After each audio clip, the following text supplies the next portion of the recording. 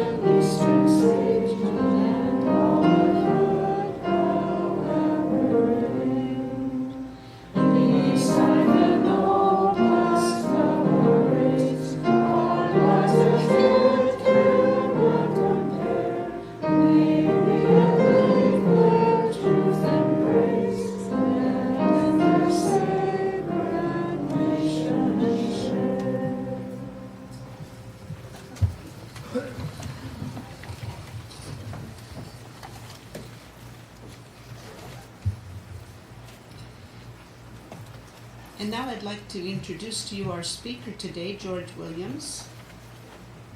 His service will be Revival of Hawaiian Faith and Practice.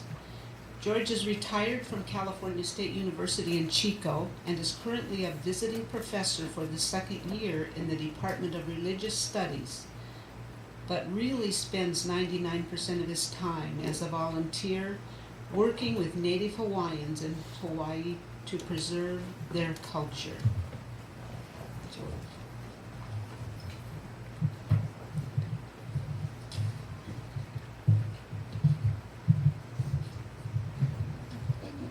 Whoa, this is a very tall pulpit. All right. I've grown shorter as I've grown older, I guess. It's such a privilege to be in West Valley Church. You've been our home. You were the home for the Center for Free Religion when we moved from California here. And then the reason for the Center for Free Religion, working with Asian religions, was my job, and Zizi's task was working for Transylvania. The UUA hired people and gave them portfolios over those things, and they also dried up the auxiliary organizations with the UUA and took away the program slots for auxiliary organizations. So we lost the free access to having influence on the denomination. So we turned out to the Pacific and have been working out there. I've got two major concerns. One is I'm watching the clock in the back. I have established world records for talks here, and all of you are nervous, I know. I have tried to time what I'm going to do, 7 minutes for each part, 3 parts. One, I'm going to talk about the past in Hawaii and Liliuokalani, and then I'm going to tell you a little bit about a historic moment that happened a little over a year ago, January 28th, 2012, in the First Unitarian Church in Honolulu, that was incredibly important for the Hawaiian people. And then I'm going to end up on what this might mean for us today. My second concern, beside the time of getting through all of these, is I have been in a situation, Zizi and I went to 2 days with about 500 delegates of indigenous people, it was international, but it was mainly from Canada down to South America, and many, many wounded, hurt, and angry persons with histories of abuse and harm that had to be relieved. And one of the chief peace chiefs guided us spiritually yesterday and lifted some of the burden of my soul, and I realized it went all the way back to my childhood. My parents intended well, but they abused us physically and emotionally and spiritually. And I guess that's why 3 children came out loving, work for justice, and I can't get away from trying to go to places where there is an issue of justice. And that's going to be the central theme of the talk today, about how we as UUs have been involved in issues of justice. That is at the heart of our faith. And so I hope that there is a peacemaker theme that comes out instead of any hurt and anger, because I felt this morning when I woke up, I felt somehow free of all of that hurt and anger that I'm surrounded with all of the time, and I'm living with one of the most abused people on the planet, and yet they still remain some of the most loving people on the planet.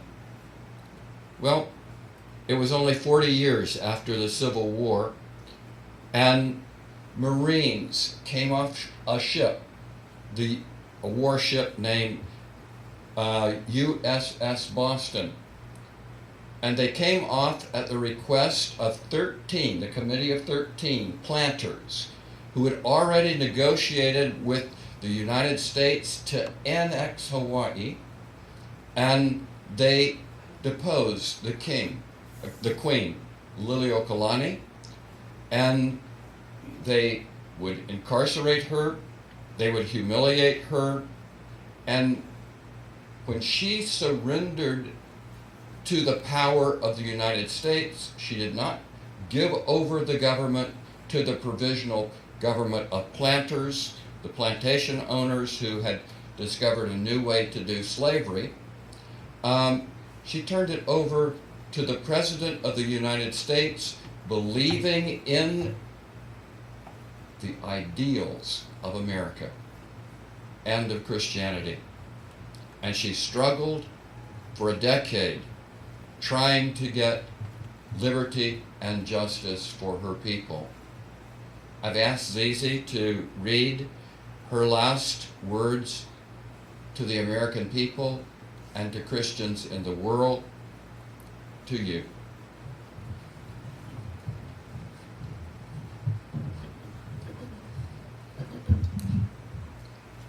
The coat of arms of Hawaii has these words: Ua mau ke e a o ka aina I ka pono, perpetuated in righteousness. And these are the words of Queen Liliuokalani. O honest Americans, as Christians, hear me for my downtrodden people. Their form of government is as dear to them as yours is as precious to you. Quite warmly as you love your country, so they love theirs. With all your goodly possessions, covering a territory so immense that there yet remain neutral parts unexplored, possessing islands that, although new at hand, had to be neutral ground in time of war. Do not covet the little vineyard of Naboth. This is reference to the Hebrew Bible. Do not covet the little vineyard of Naboth, so far from your shores, lest the punishment of Ahab fall upon you, if not in your day, in that of your children. For be not deceived, God is not mocked. The people to whom your fathers told of the living God and taught to call Father, and now whom the sons seek to despoil and destroy, are crying aloud to him in their time of trouble. And he will keep his promise and will listen to the voices of his Hawaiian children lamenting for their homes.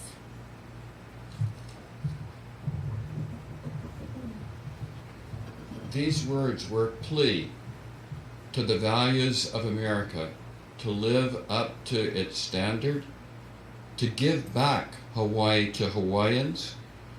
They had tried a strategy that didn't work.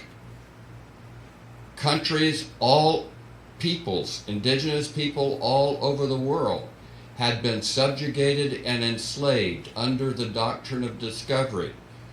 The UUA came out asking the churches, the congregations all over the association to learn about the doctrine of discovery, which meant that any European Christian nation could go out and claim the territory of any place in the world and subjugate the people and make them Christians or enslave them. If they didn't, or maybe if they did. Now, we weren't really taught about the doctrine of discovery. We were talking about manifest destiny, that it was God's will to take over all of this Indian land. And how many of you read about slaughter of Native Americans? You heard about it in junior high school or high school, or you had to learn about it as an adult. Think about how, I was an adult before I heard about Wounded Knee. I just read the order of Washington to send 3 of his armies, 30% of his troops, against the Iroquois Confederacy, 13 tribes in the Northeast. And they burned the longhouses, they destroyed the corn and all of the provisions, and Indians died by the thousands that winter. One of the very nations, the Oneida, that had helped Washington 2 years before survive a horrible winter. We have had a people of bloodlust. I was going to sing to you Onward Christian Soldiers Marching as to War. I was going to sing to you the Battle Hymn of the Republic, but I think the worst punishment in the world would be for me to sing Forever in Heaven in God's choir. That would be a terrible thing. So I decided not to punish you this morning. But I would like you to think about the words of those songs. You probably know them by heart, right? Look at and think of the words. There was bloodlust.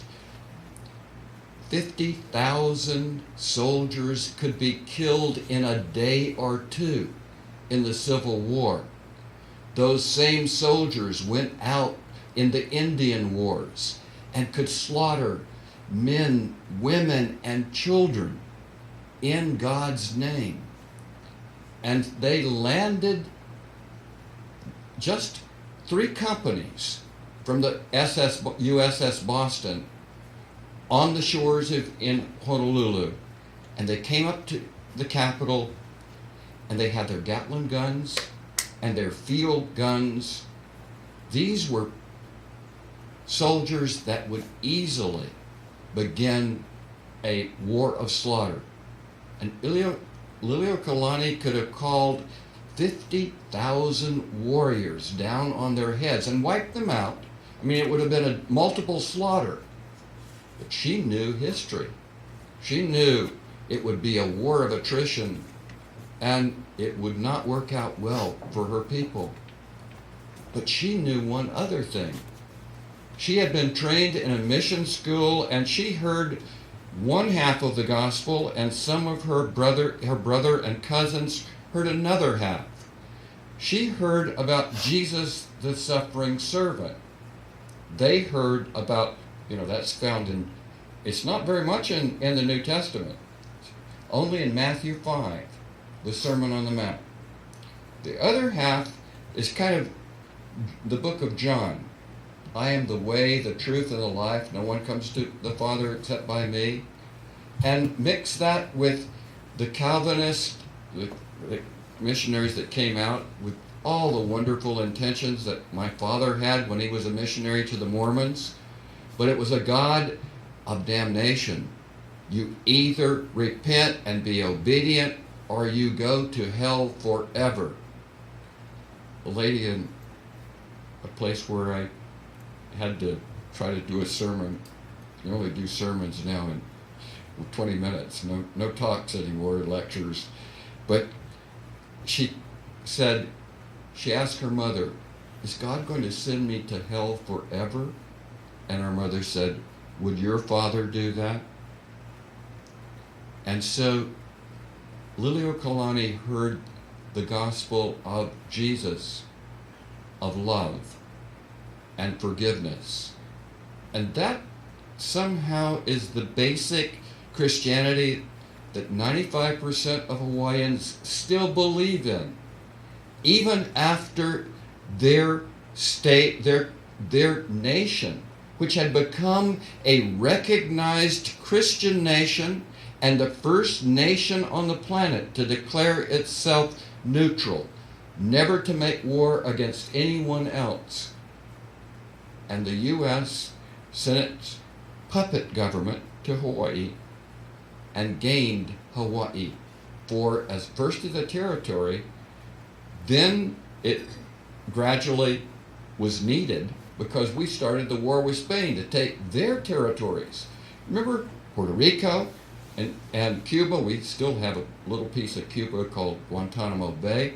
That was derived in the 1898 war against Spain, and we also took, where else? Guam and the Philippines. And the Philippines, you do not want to read about the hurt and slaughter and death that was massacres that occurred there. And if you're into weapons and you are with Joe Paya, and the 45 Browning automatic was developed to help kill the natives because they tried to fight to the death. And the Gatling gun and all kinds of things were used in that slaughter. Now, let's fast forward. Hawaii has become a territory of the United States. Until 1970. 1959 it became a state, but in 1970 a law was finally taken off the books that said that it was against the law. You could go to prison for practicing sorcery and witchcraft. Guess who they're talking about? They're talking about the religion that doesn't exist, Hawaiian religion. Anybody that would pray in Hawaiian must be a sorcerer doing a death prayer. And that was still on the books until 1970. The Hawaiian religion went underground for an entire century.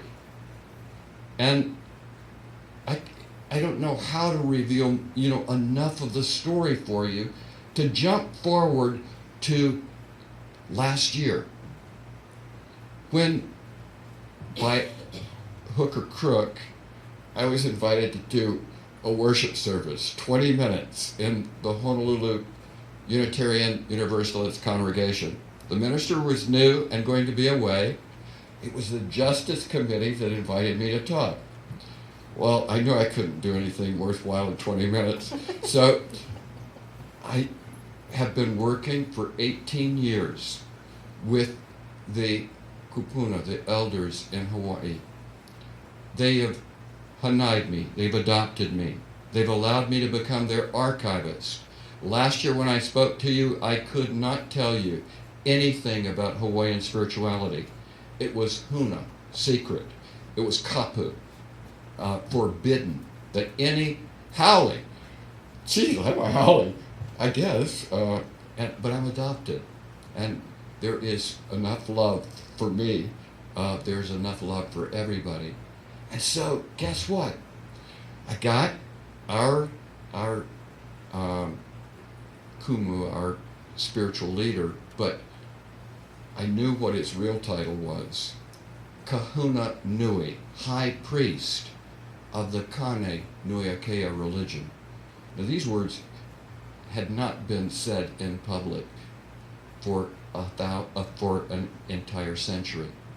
They came to the Honolulu church, and we came with a group of about 12 Hawaiians, and that's a church that is upper middle class, highly educated, very, very concerned about poor Hawaiians, but hoping they stay on their part of the island, where they've been pushed out in our little area called Waianae, the Waianae coast.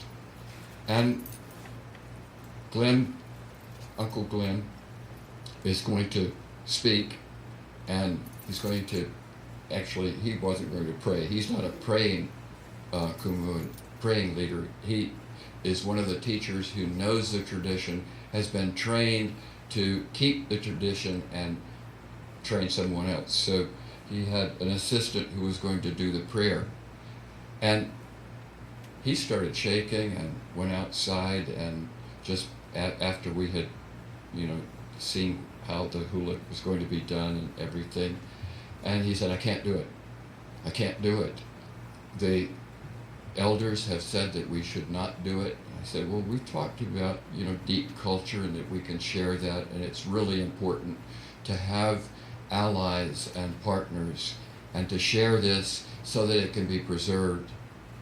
Finally, he came back in, and you cannot imagine the the breath that came forth from him and the Hawaiians as they prayed, as they chanted, as they did hula. And hula is incredibly sensual. It is physical and beautiful and rhythmic, and it is sacred. And it was done there in the Unitarian Church, the very same church that President Obama's grandmother was buried in. And he was there just a few years ago. And it is a church that has a concern for the poor and the downtrodden, but it's very easy to be concerned about those who are far away, or those issues that are not so close at home. And there wasn't a dry eye in the audience, including mine. And something happened, a miracle. The Hawaiians went home proud of their tradition because they felt love and acceptance that they could not have expected. They had been told that they were damned to hell because of their evil sorcery and witchcraft, and they had hidden that, and they had learned to become Hawaiian indigenous in their spiritual practices in their heart, and also accepting of what truths they could find in the other traditions, Buddhism and Shinto and Christianity in the Hawaiian Islands. And they could pick out the very best. This is universalism. This is the other half of that phrase that we use, Unitarian Universalist. It means that there are truths everywhere. And in the year that has followed, I can't believe what has happened to the Unitarian Church in Honolulu. They've been out to an area of the island that most of them, people who have been born in Hawaii, have never been on the Waianae coast. They have never interacted with Hawaiians. And they've been out 4 times, 4 official visits out to see us, and to come and to try and gain access to the worship centers. Now they're called heiau. They've been destroyed, and not one of them is owned by a Hawaiian. Not one of them is under the control.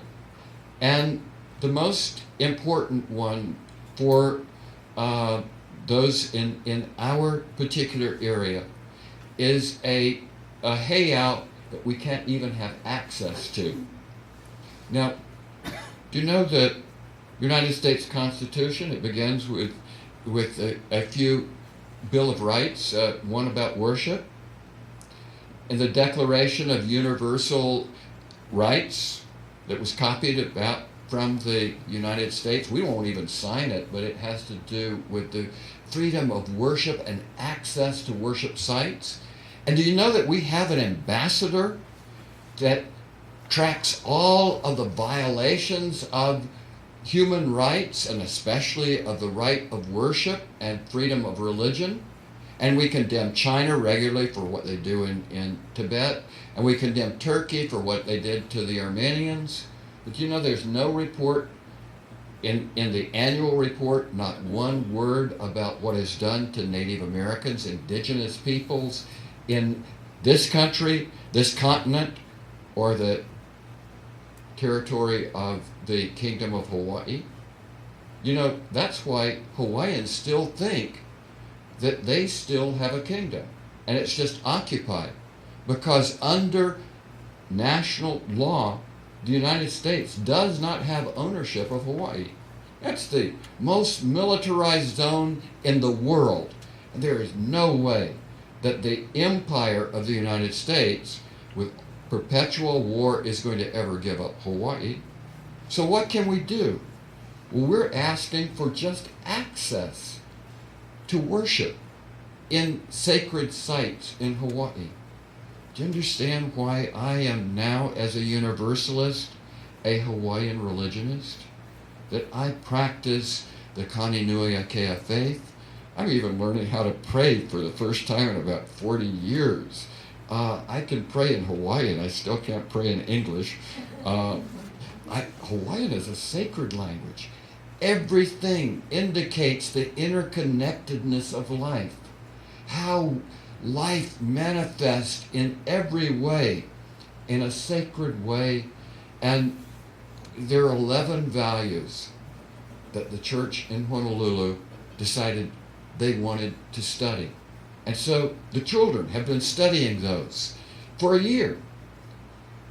It almost wrecked the church service because all the parents went upstairs, and they've been learning with their children about Hawaiian values. A group that it was very, very difficult to persuade them to have a program on Hawaii. You know, everybody there is an expert on Hawaii, right? It's kind of a, well, anyway, I won't go into that. We're a people in the head, we're experts on everything. But now, here, what is our most important injustice in Butte County? I'm in Butte County, excuse me. I was just back in Chico, in Maricopa County, in Arizona. What does justice call us to do here? I think there is an indigenous peoples problem here. And there is not only the bloodlust that has taken us into war with most of the world, but there is a money and power lust. And the new slaves are whom? The indigenous and migrant peoples, who are the least protected. I call you to support us, to support indigenous peoples, to be interested.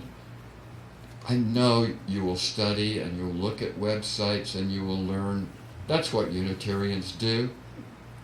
But the other part of it is, remember the civil rights movement, when we were doers and we were on the front lines. Remember the partner church program, when there was a country that needed help, and sisters and brothers in Eastern Europe were coming out from under totalitarian government. And there was concern and there was action, there can be action again. That's the message. Mahalo.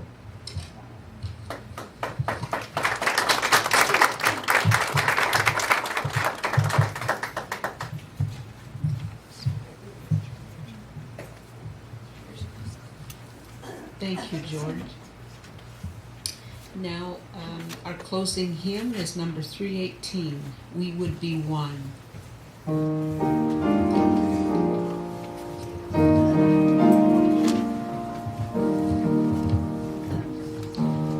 would be one as now we join in singing, calling in our love to pledge ourselves anew to that our calls of greater understanding of who we are and what in us is true.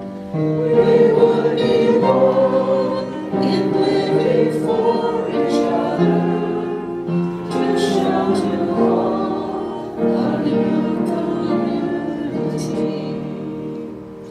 We would be one in building for tomorrow, an older world than we have known today. We would be one in searching for that meaning which binds our hearts and points us on our way. As one we pledge ourselves to greater service, with love and justice trying to make us free.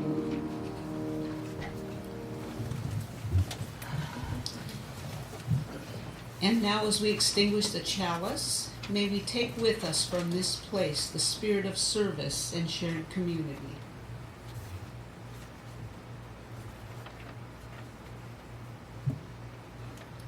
And now please join in a unison reading of the West Valley Mission Statement at the bottom of your program. This church provides a safe place to celebrate diversity, draw inspiration for our lives, foster social and environmental justice, and compassionately support each other in our spiritual searches.